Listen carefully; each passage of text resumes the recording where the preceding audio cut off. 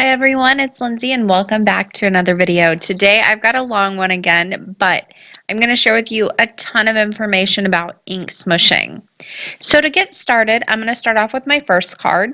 And for this one, I'm going to be using distress inks. I like the mini cubes because it's a smaller palette for me, and that way I don't get as much color mixing when I don't want it, and more when I do. So I've got all my inks ready to go here. I went ahead and chosen them.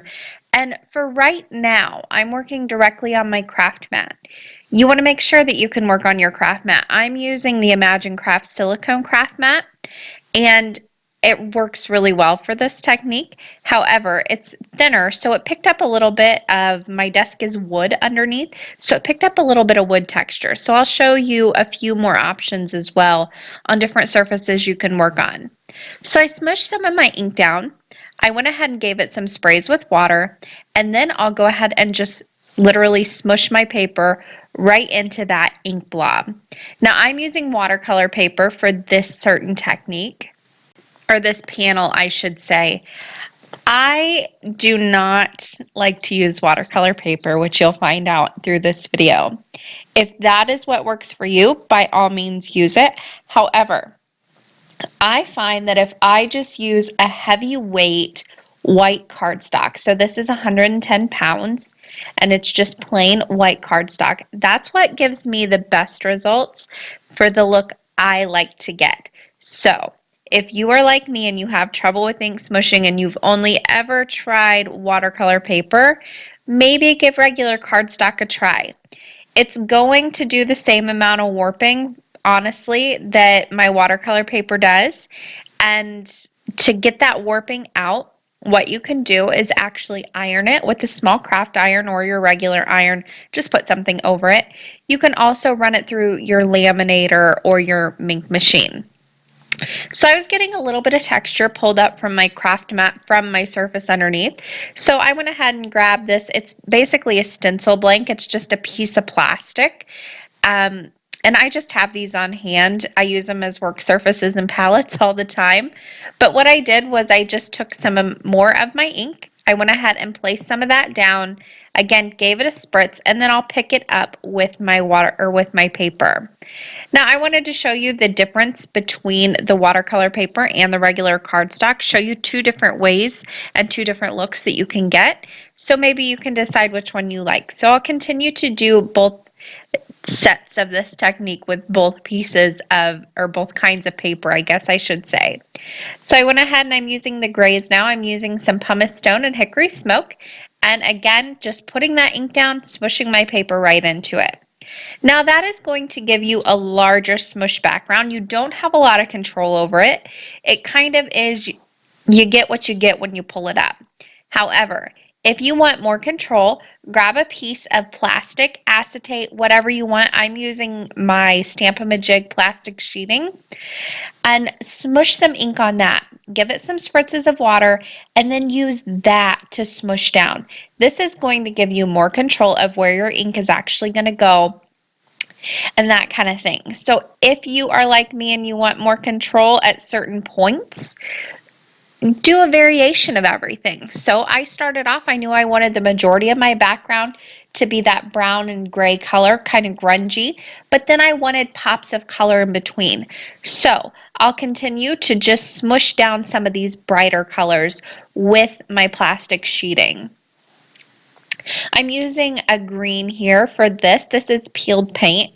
And if you feel like it's going to leave too big of a spot, like with these inks, I was scared I was going to get a square, just run your finger through it very quickly and kind of mess up the ink on the plastic sheeting. Now the left is the watercolor paper, the right is the normal cardstock, and you can see the difference that these two are having just by the kind of paper I'm using. So for my final layer, I'm going to be using some Spice Marmalade, which is a nice bright orange, and I'm using that same plastic sheeting. Now the thing with distress inks is, you can go ahead and dry this. However, anytime you add more wet on top of it, it's going to react the inks underneath it. If you want to not react those inks, you just want to do some splotches, you need to think about what inks you're using and the layers you're using them for. I'll show you more of that later on in this video. So the left is the watercolor paper, the right is the cardstock. You can see they both have the same amount of warping. The cardstock might have a little bit more of that crinkly look, but again, I just get that out by running it through my laminator very quickly. This is my favorite way to use it. To do ink smushing is with regular cardstock. I just don't have good luck with the watercolor paper. They never really turn out for me, and a lot of times I just end up with a lot of mud. So I went ahead and used that cardstock background to finish off my card. I used the Good Vibes stamp set from Joy Claire Stamps. I went ahead and stamped that little Jeep in Memento Tuxedo Black ink, and I colored it in very quickly. Then I also stamped a background with those sunglasses super quick. I did that with some VersaFine Clair Nocturne ink. The happy birthday sentiment is actually from a different stamp set. I wanted this to be kind of a teenage boy. It could even be a really good Sweet 16 card for a boy who's just getting their license, or a girl by all means. Girls love Jeeps too. But I used a happy birthday sentiment from the farm stamp set, which you see here. It's called Barn Party, and I stamped that down with some VersaFine Clair Nocturne ink, my favorite ink to use for sentiments. It gives a nice, really crisp look to the finished sentiment. I put everything onto a card base. I matted that piece that I did the ink smushing on, and that finished the card. Super duper simple. For my next card, I'm going to be doing some ink smushing just like I did before, but this time I'm going to heat emboss my stamped area first. That is going to resist the ink. This is a lot of fun to do, and it gives you another variation of this technique and a different look. For this, I am using watercolor paper. I wish I would have used cardstock, but I thought I would give the watercolor paper a try. It just gives a lighter result. I just happen to like the look of the regular cardstock better. For this card, I am using the Crackle background from Joy Claire Stamps. I went ahead and taken my piece of watercolor paper that is A2 sized, and I've put it down into my MISTI. I used a little bit of removable adhesive to place that down, so I know it's not going to go anywhere. I can double stamp this as many times as I need to. I inked up my stamp with some Versamark ink. I did prep my surface with my embossing bag, and I'm going to give this a really good press. Now this is a larger stamp. It is nice because it's more of a distressed look, so if it doesn't get a perfect image, that's fine. It's not going to be that big of a deal. But once I have that stamp down, I'll go ahead and take it out, and I added some hologram embossing powder from Imagine. This stuff is gorgeous. It's got this rainbow glitter in it, a holographic glitter, real holographic glitter in it, with a nice silver powder, and it is just stunning. So it's time to add the ink smushing to this background. Anywhere that embossing is, it's going to resist the ink.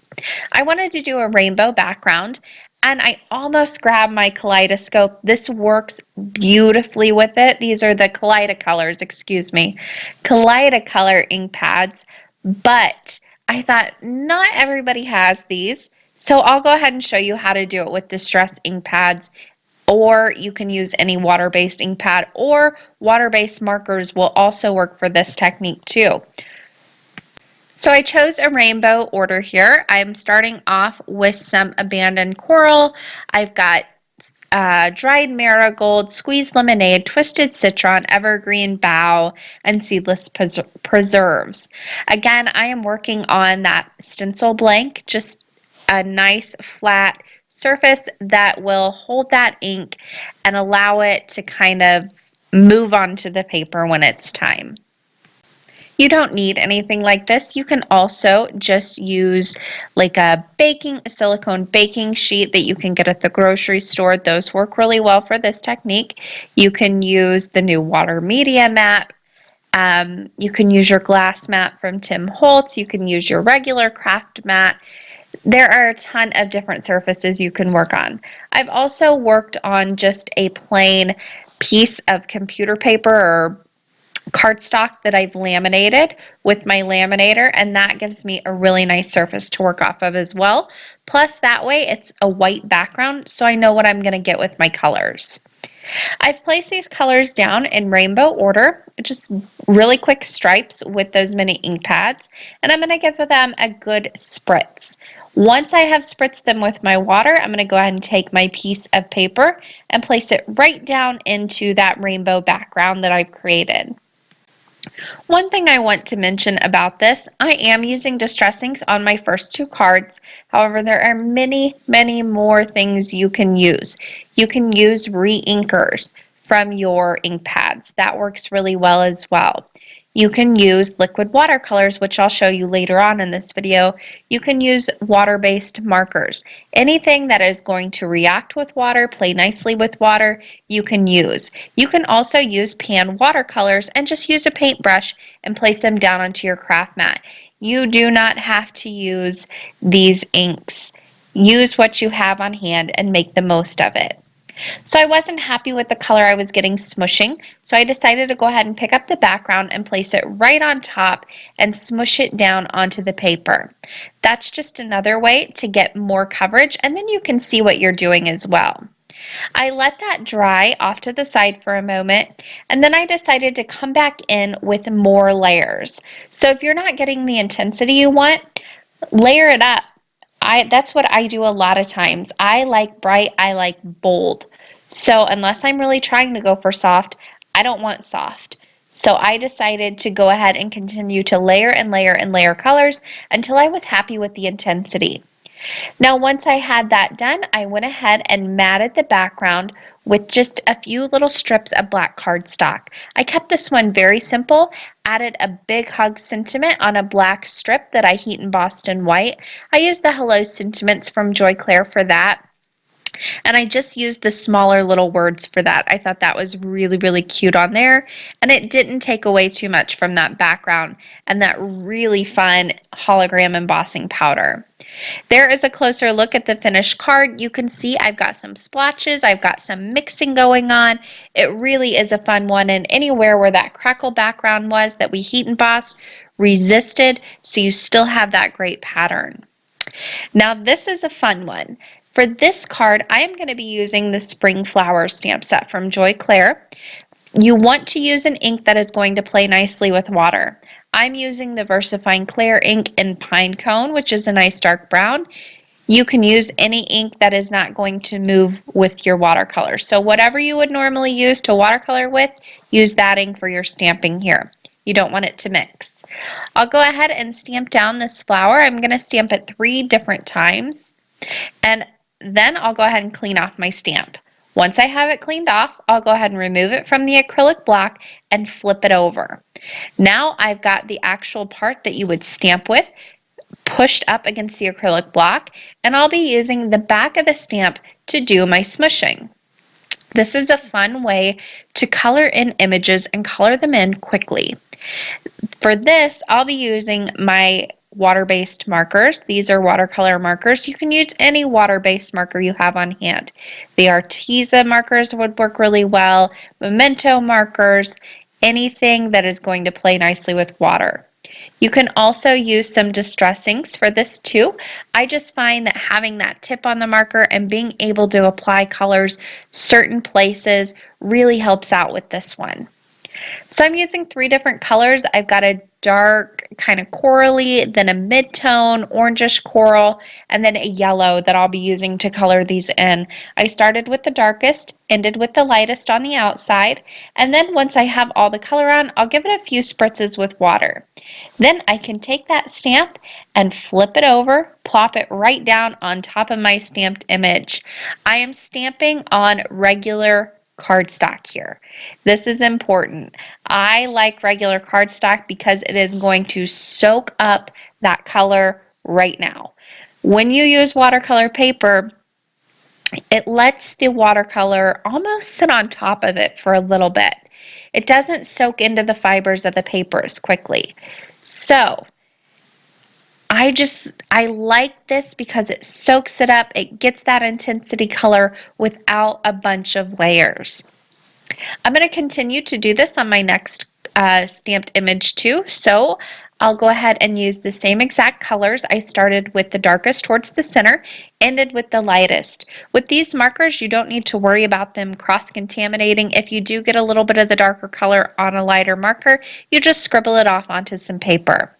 I gave it some spritzes of water and then I flipped it right over on top of the next image, and I'll just let it sit there for a minute, let that paper absorb it. Then I can pick it up and I've got this really, really beautifully colored flower. I did it on my third markers, or my third stamp as well, and then I'm going to come back in for a second layer. These were a little light, so I decided to go in for one more layer.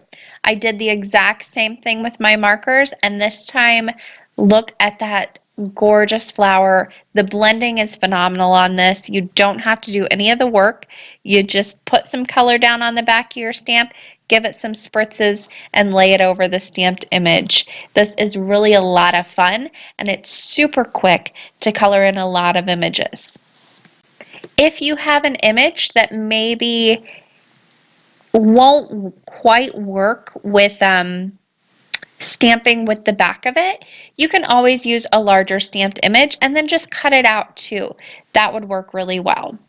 So again, I just went ahead and added the marker on the back, gave it some spritzes, and then I placed it right on top. And this layer I'm shimming a little bit, kind of moving the stamp back and forth to mix those colors a little bit.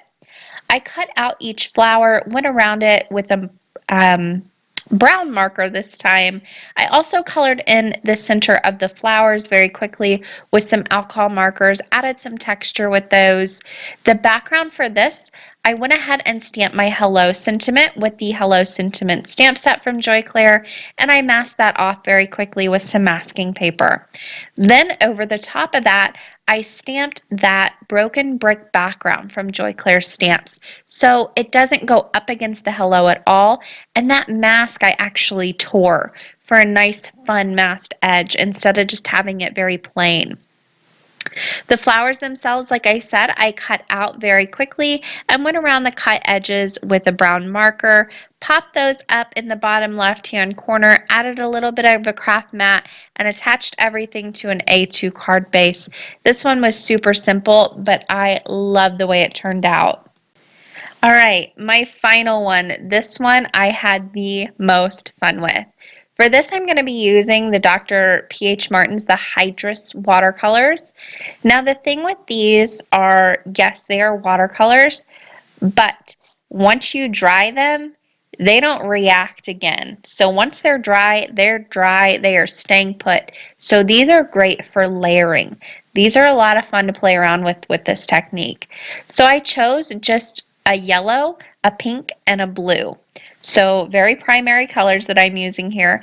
And for this technique, I'm going to start off with smooshing from a plastic sheet. I am using some plain cardstock here. I just use the dropper that's included in the watercolor bottles, and I just placed some drops down, kind of touched the dropper to the paper, gave it some spritzes with water, and then flipped it over onto the cardstock. Now for this is just kind of all about experimenting and having fun and really just letting the colors move around. And if you don't want them to blend, give it a dry before you move on to your next color. For my next color, I'm using this pink color. I'm not quite sure the names.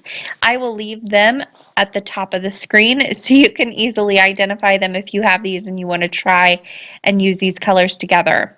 I gave this a spray and then I placed it right on top. Now because the paper was already a little bit wet from my last smooshing, these go a little bit further. You can see them wick out when I put this down. Again, I'm just going to let these sit for a minute and kind of let them absorb into the paper. I find just allowing those few seconds for everything to absorb in really gives a really nice background that layers up beautifully. So I let that sit for just a moment, and then it was time to pull it up. Now whenever you pull up, I find that a lot of times all the color goes down to the area that you pulled it up from. That's another reason I like to let things sit. I don't like whenever all the color moves from one side to the other. I don't know, it drives me crazy. So letting that sit just for a minute, and then whenever you pull it up, you're going to get that little bit of an edge. Just use a dry cloth to kind of pounce it up to absorb it a little bit, and that will take care of that, because I don't know if it drives you crazy, but it absolutely does me. So that's just something, that's my workaround. I'm going in with this blue color now, gave it a spritz once I put it down, and again, this is going to move a little bit more because of the water already on the paper. Now at this point, I just started picking up and putting it down and picking up and putting it down and just playing around and really making and having fun and experimenting and seeing what I get. Every background I get, I'm not going to use. And because I'm using watercolor or not using watercolor paper, I am using just regular cardstock. It's not that big of a deal to me if I waste a little bit. Now I dried this because I didn't want my yellow to mix in with my blues at all. So I went ahead and gave it a quick dry with my heat gun, and I'm coming back in with more layers. For this, I'm using the yellow again, put some drops down onto my plastic sheeting, and I'm just going to start pouncing. Then I'll do the same thing with the pink, start pouncing, and just, I'm using less and less because I want that yellow to really stand out. I felt like I kept losing it a little bit. Whenever I'm ink smushing, I like to just kind of take out a morning. So in this case, my daughter was at preschool. I had a few hours. I just sat down and started creating. I made a ton of different backgrounds. Then I made them all into cards later, which is why you don't see them all being put into cards. I actually did that separately. So I made these backgrounds, and then I decided what I wanted to do with them. The exception being those flowers. So there is a closer look at that one all finished. And then I decided just to see what would happen if I placed these on the surface and smushed down the paper into it. So I'm taking the pink at the top, blue on the left side, and yellow at the right. I'm using these colors because these are more primary colors and they're going to blend nicely together if they hit each other. So I was hoping I wouldn't get mud in the middle, and I didn't, but be careful of that too. Make sure that the colors you're using will blend nicely together. Don't use something that's going to give you that grayish, muddy, just ugly color. So I'm going to go ahead and place down those drops, and then I am spritzing this pretty generously with some water to get that color moving. Then I take my piece of paper and lay it right down into the dots of color. Now these are going to start to smush out the side. This really moves around. What I like to do is let it sit there for a minute, kind of give it a few presses with my fingers, and then whatever is smushing out the side, I'm going to clean up with a rag. This way, it's still going to pool a little bit to the side. However, that's going to take up a lot of that excess ink that's just smushing out from the side. I'll go ahead and lift this up, and this is stunning. I absolutely love the way this one turned out. It's so soft. I thought it was going to be super dark and kind of just have a mess on my hands. However, this one turned out so pretty. Now, once I pulled that up, you are going to have that little bit of a harsh edge on the side you're going to pull up. Another option for getting around that is make your panels a little bit bigger and then just chop it off later on whenever you go to make your cards. I added a little bit more yellow down to my surface and then just started picking up color. Now, this one is, again, regular cardstock, and the first smush wasn't the greatest, so I decided to keep going in with more colors. I cleaned up my mat a little bit where it was getting a little bit too mixed and I had that muddy color. Then I added some more drops of all the different colors, and I'll give them some sprays. Then I'll just place my paper right back in. This is still wet, by the way, so it is going to mix a little bit, but we are using cardstock, so you're not going to get the mixing that you would using watercolor paper where everything kind of sits on top. You still get that little bit of mixing, but not as much. Now that one ended up being my favorite. I will use that on the finished card, but I wanted to keep playing and see what else I could come up with. So again, I'm doing the same technique here. I'm using that pink at the top, blue on the left, yellow on the right. And I'm doing them in a little bit of a triangle. I'll give them some spritzes with water, again, just getting those colors moving around. You could also spray your paper if you wanted to do more of a wet on wet look. I think that would turn out very nicely. But I'm going to go ahead and smush down my paper.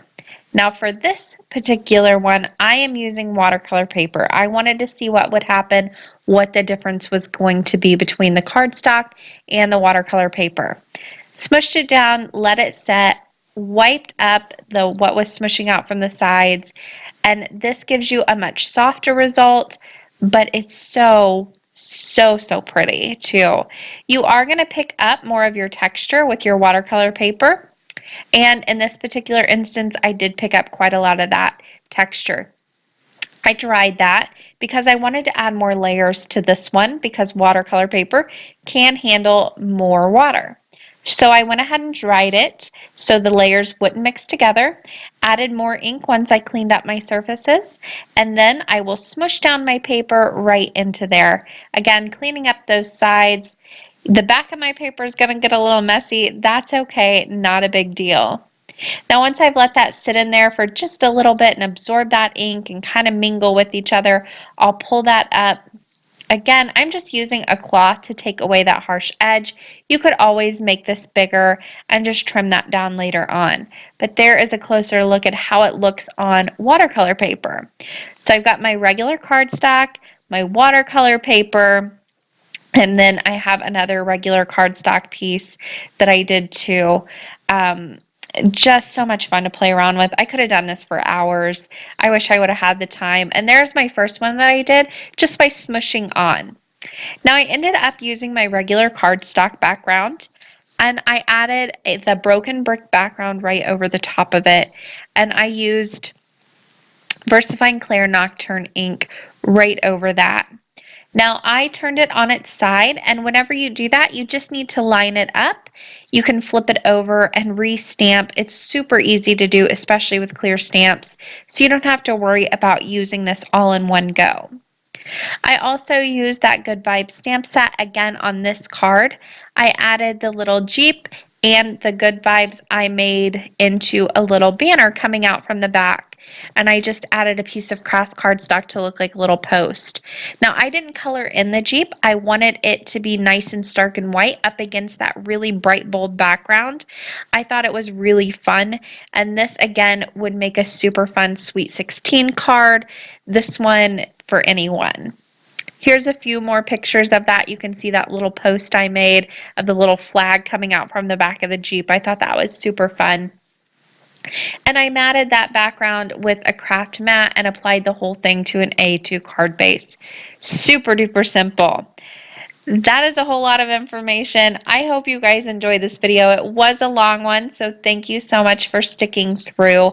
But a look at all 4 cards, and that is going to do it for me today. Thank you guys for watching. Don't forget to check out the description box for so much information. Happy crafting!